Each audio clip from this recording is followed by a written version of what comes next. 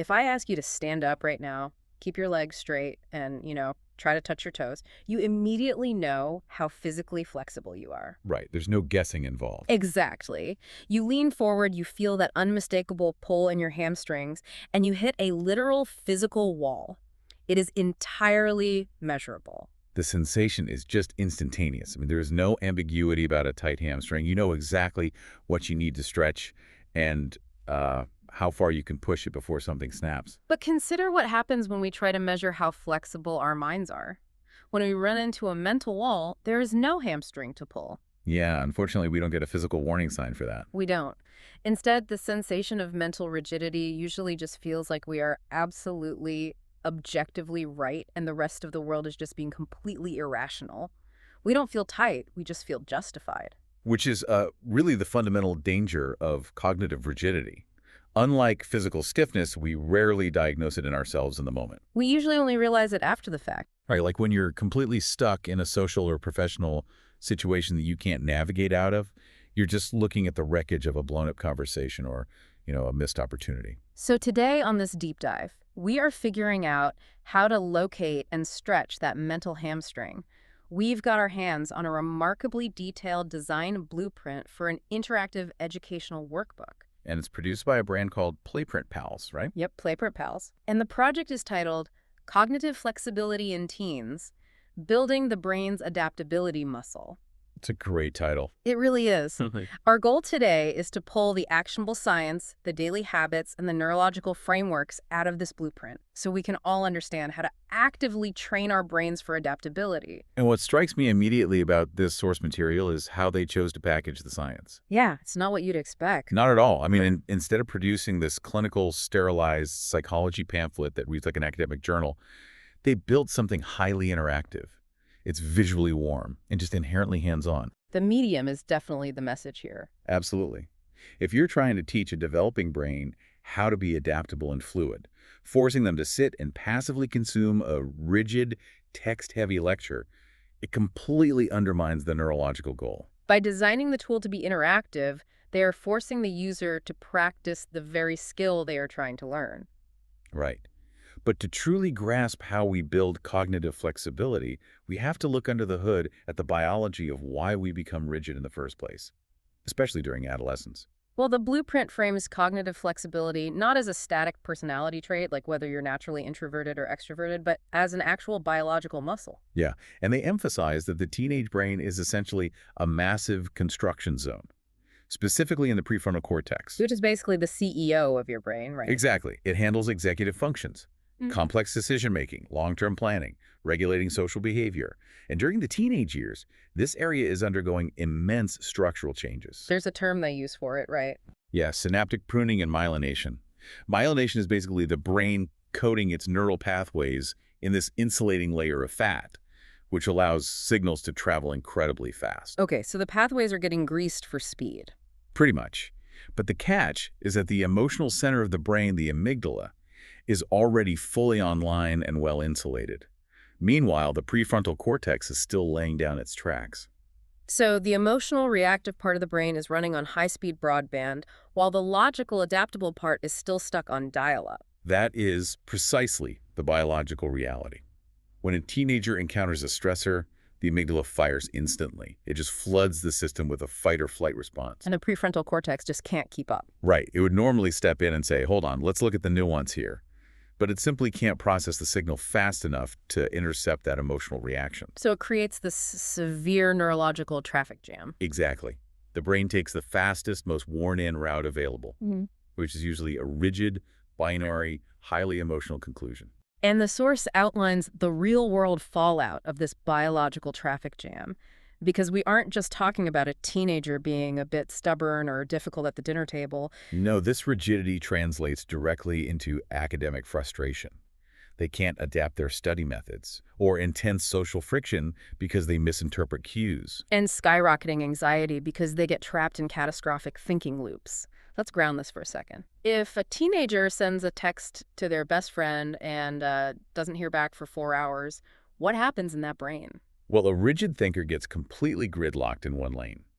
The amygdala fires, the stress response activates, and the brain immediately concludes, They are furious with me. I'm being isolated. The friendship is over. Because the prefrontal cortex is lagging, there's no ability to zoom out and assess alternate variables. Right.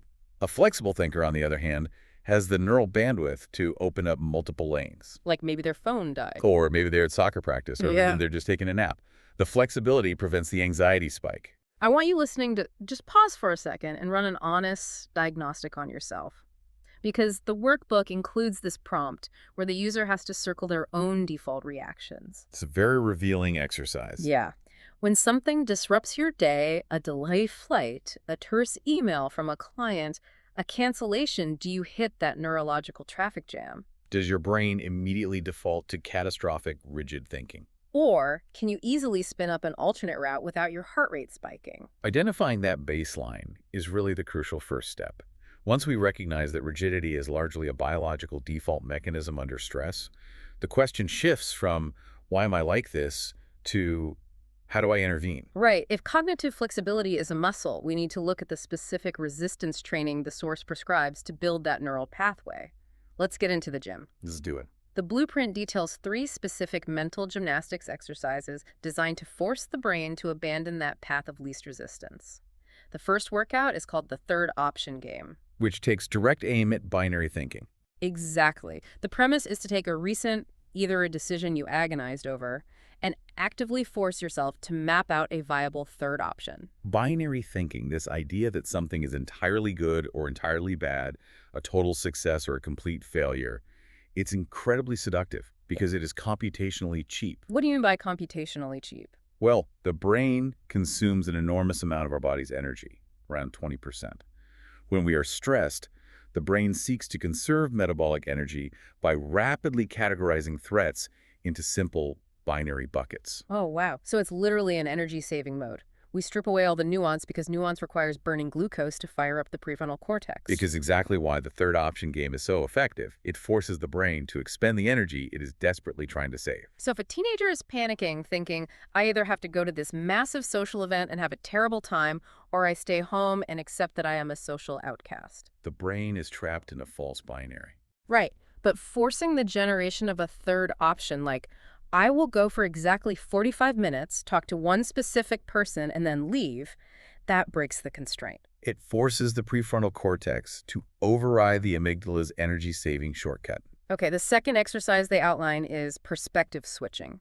This is a guided writing prompt where you take a recent heated disagreement you were involved in, and you are required to write exactly 3 sentences arguing the opposing person's side of the conflict. It's a tough one. I really have to push back on the realism of this one. When you are in the middle of a conflict, your autonomic nervous system is on fire. Your ego is fighting for survival. Sitting down to write an essay defending the person who just insulted you feels biologically impossible. In the heat of the moment, it usually is. Yeah. But you have to remember, this exercise isn't meant to be done while you are actively yelling at someone. Oh, okay. Yeah, it is retrospective training.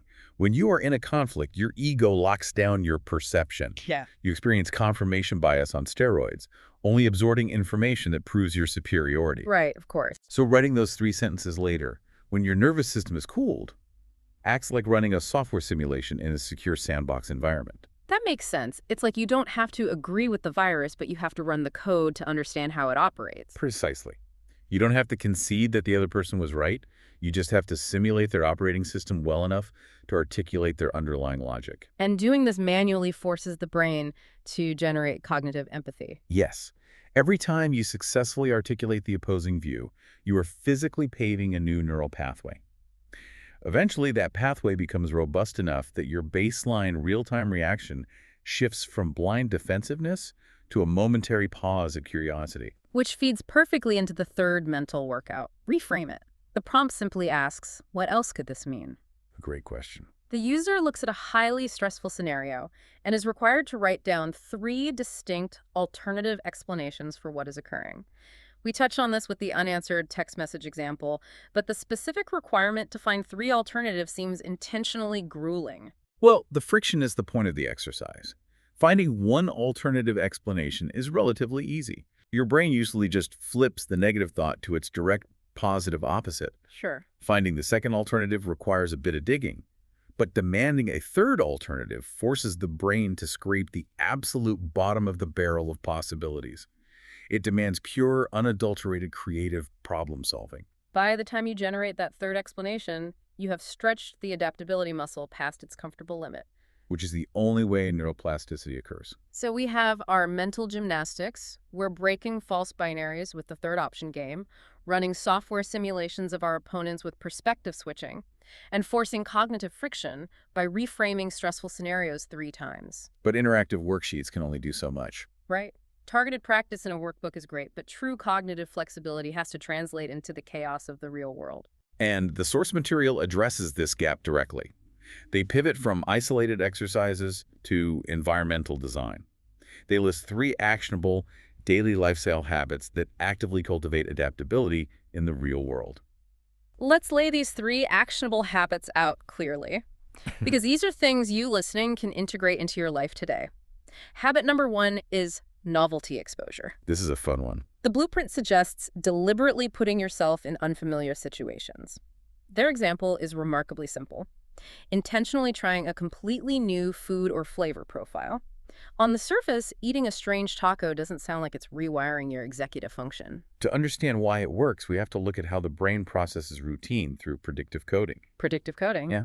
As we navigate our daily lives, our brains are largely hallucinating reality based on past experiences. It predicts what the world will look, sound, and taste like just to save processing power. So when you eat the same lunch and walk the same route every day, your brain goes into autopilot. It literally stops paying attention to the sensory data. Wow, you aren't really experiencing the present, you're just experiencing your brain's cached memory of the present. Exactly. So exposing yourself to novelty forces a prediction error. When you eat a spice you have never encountered or navigate a neighborhood you've never seen, the brain's predictive model fails It's jolted out of autopilot. and forced to process raw, real-time sensory data. It has to wake up, categorize the unfamiliar input, and adapt its model of the world. It is a low-stakes, highly effective way to keep the brain's neuroplasticity engines idling high. That brings us to habit number 2, mindfulness. The blueprint points to practices like meditation or deep breathing. But to elevate this beyond the standard self-care advice, we need to clarify what mindfulness is actually doing mechanically. Right, we aren't just trying to feel relaxed. We are trying to regulate the autonomic nervous system. How does that work in this context? Mindfulness, in the context of cognitive flexibility, is about taking control of the space between a stimulus and your response. When a stressor hits, your sympathetic nervous system, the fight-or-flight response, spikes. And rigidity is the automatic knee-jerk reaction to that spike. Yes. Mindfulness practices, particularly breath work, stimulate the vagus nerve. This activates the parasympathetic nervous system, which is the rest and digest response. So you are physically forcing the heart rate down so the prefrontal cortex has time to catch up and come online. You are creating a synaptic pause. If you are highly reactive, stimulus and response are just glued together. You only have one rigid behavioral option. By regulating your nervous system, you wedge a few seconds of space between the trigger and the reaction. Inside that space, you suddenly have the bandwidth to access the third option or the reframe that we practiced in the workbook. Flexibility requires a calm nervous system to operate. Exactly. Okay, the third actionable habit is where I have to throw a flag on the play. The source calls this habit structured surprises. Oh, yes. The instruction is to intentionally inject unexpected, unscripted elements into a regular routine to practice adapting on the fly. I understand the goal, but the phrase structured surprise is an aggressive oxymoron. It does sound a bit contradictory. It sounds like scheduling spontaneity. I mean, how do you authentically surprise yourself if you are the one planning it? It is inherently contradictory, but it serves a very specific developmental purpose, especially for teenagers. Adolescence today is an incredibly highly regimented environment. Adults dictate the structure. Bells ring at precise times. Classes follow a strict rotation. Sports practice is exactly at 4 o'clock. Dinner is at 6. Teens rarely encounter organic situations where they must improvise their behavior on the fly. Their entire environment is completely predictable, which means their adaptability muscle is practically atrophying from disuse. Right. So a structured surprise acts as a controlled burn in a forest. You are deliberately introducing a mild stressor into a safe environment to practice the recovery process. Okay, that makes sense. For example, you have to study for 2 hours. The structured surprise might be packing your bag, getting on a bus you've never taken, and finding a completely unfamiliar coffee shop across town to do that studying. You control the objective, but you surrender control of the environment. You have to adapt to the background noise, the unfamiliar route, the seating arrangement. You're forcing the prediction errors we talked about earlier. Exactly. You are shaking up the sensory snow globe, forcing the brain to recalibrate its expectations and adapt to real-time variables without the safety net of routine. For you listening, consider how heavily regimented your own adult week is. How could you orchestrate a structured surprise for yourself? It's a great challenge. Could you intentionally leave your phone at home while you run errands? Could you navigate to a meeting on the other side of the city without using GPS? It's about intentionally introducing friction into a frictionless routine. However, there is a massive caveat to all of this behavioral science. Oh, what's that? You can understand the neuroplasticity, practice the mental gymnastics, and grasp the importance of novelty. But without a dedicated system to maintain the momentum, the brain will inevitably revert to its rigid defaults. Because the brain will always ruthlessly seek the path of least resistance. The biological pull toward efficiency is relentless. So the ultimate challenge the PlayPrintPals workbook has to solve is implementation. How do you design a system that ensures these adaptability habits actually stick long enough to cause structural changes in the brain? Well, the blueprint reveals how teens track daily progress. And I have to admit, I initially looked at it and thought it was a joke. They use a fully interactive 7-day mini tracker grid. Very simple. And the rule for using this tracker is that the teenager is only required to check off one flexible thinking action per day. Just one. I have to play devil's advocate here. Okay, go for it. We just spent 20 minutes discussing how cognitive rigidity is a massive biological traffic jam involving the amygdala and the prefrontal cortex. Is checking one tiny box a day actually enough to rewire a human brain? It feels a bit like trying to put out a forest fire with a plastic squirt gun. It sounds incredibly insufficient until you look at the behavioral psychology of habit formation. The brilliance of requiring only one action per day is that it completely neutralizes the all-or-nothing thinking that is the hallmark of a rigid mind. Oh, because rigid thinkers are perfectionists. Right. If the tracker required them to complete 5 complex adaptability exercises every day, they would inevitably miss one on a busy Tuesday. And their rigid brain would immediately categorize the entire week as a failure. They'd throw the workbook in the trash and quit. Precisely. By lowering the bar to a single microscopic action, maybe they just played the third option game in their head for 30 seconds, or they ate a new vegetable that guarantees success. And from a neurological standpoint, ticking that box triggers a dopamine release? Yes. And dopamine doesn't just make you feel good. It is the chemical messenger that tells the brain, whatever you just did, remember how to do it again. So the dopamine actually helps myelinate the new flexible pathway. You're building proof of identity.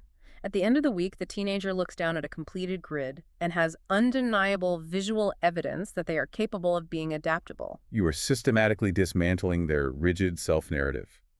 But the blueprint doesn't isolate the teenager with just a tracker.